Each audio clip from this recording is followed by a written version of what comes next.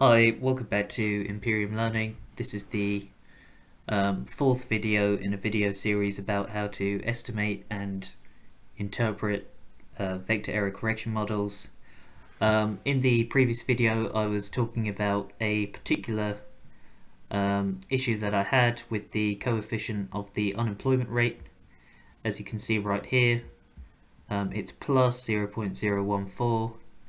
I actually qualified this by noting, and if we go on to Eviews, we can see that there are standard errors in these standard round brackets, and then we can see that the t-stats are in square brackets.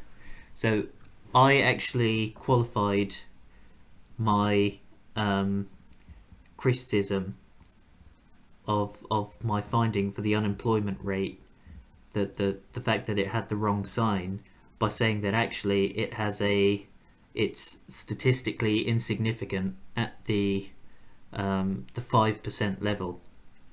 Okay, whereas all my other ones, the absolute values, you can see the absolute values of them are statistically significant at the 5% level. So if you have a cointegration vector which where pretty much everything except maybe like say one result has statistically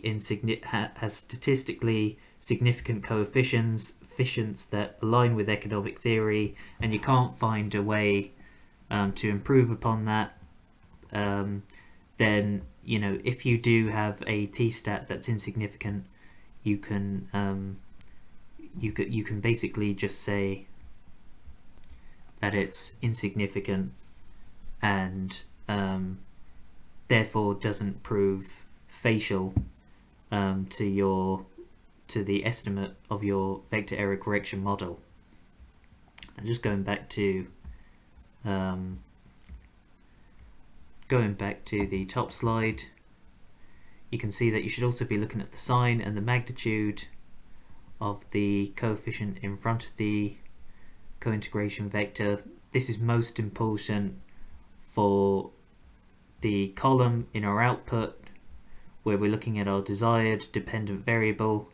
So in my case, this is the first difference of my Lun AHP variable. As you can see, it has a coefficient of minus 0.180759, and that's pretty good, because if we go on to my second slide here, we can see that it should be negative, and it should be between 0 and -1. And so if, for example, the coefficient was minus 0.18, and as you can see here, that's what my coefficient is, minus 0.18,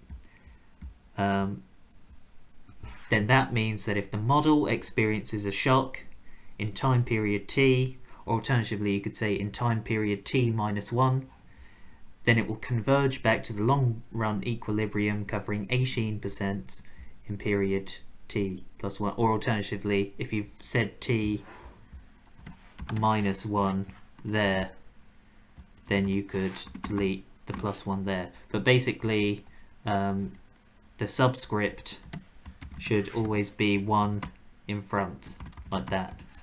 Okay, just to give you an example of how to analyze it. And so if the coefficient was above 0, so in other words, if this coefficient here was above 0, then that would be very problematic, because it would suggest that if the model experiences a shock in time period t, then actually it will move further away from the long run equilibrium in the future period, and that really shouldn't be happening. It should be moving back towards the long run equilibrium. So if you've got a positive coefficient there on this coefficient there, then you really need to think about trying to re-specify your model, because otherwise the specification of your model isn't convincing and you'll get marked down for that. Oh, on the wrong thing there. Now the question then becomes, why is it important, or sorry, why don't all of these coefficients here have to be insignificant? Why don't all of them have to be between 0 and -1? Why can some of them be positive? For example, like say, look at this coefficient here, 0.12. I mean, that's well above 0. So why isn't that? Why is that permissible? Well, in order to do that, in order to justify that, we talk about something called the speed of adjustment. Okay, the speed of adjustment. And when we're analysing the speed of adjustment, we're looking at the sign, we're looking at the magnitude, and we're looking at the significance. So how do we calculate the speed of adjustment? We calculate the speed of adjustment by multiplying the coefficient of the variable in the cointegration equation by the coefficient of the error correction term, where the first difference of said variable is the dependent variable. So what does that mean in practice? It means 1. And look, that's the coefficient beside ln AHP, 1 multiplied by minus 0.180759, ln M4 minus 0.256.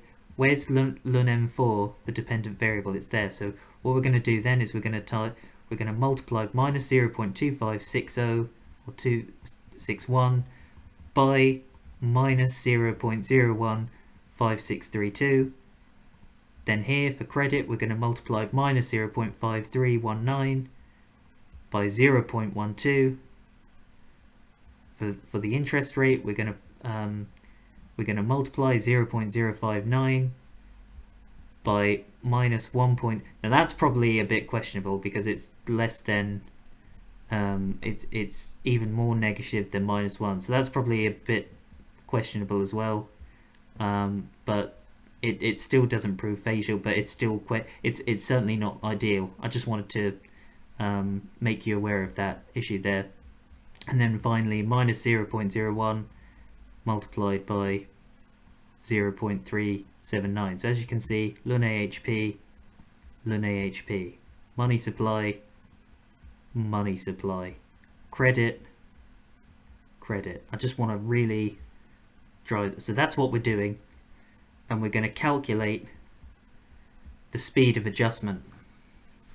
So I've actually made a table doing it, and I've actually copy and pasted. I'm actually going to wrap up the video here because once again I'm reaching close to the 10-minute mark, and I want to spend probably at least 5 minutes just really driving this home, and hopefully people who see these videos will like really grasp the concept. So I'm going to wrap up the video here. Okay, bye now.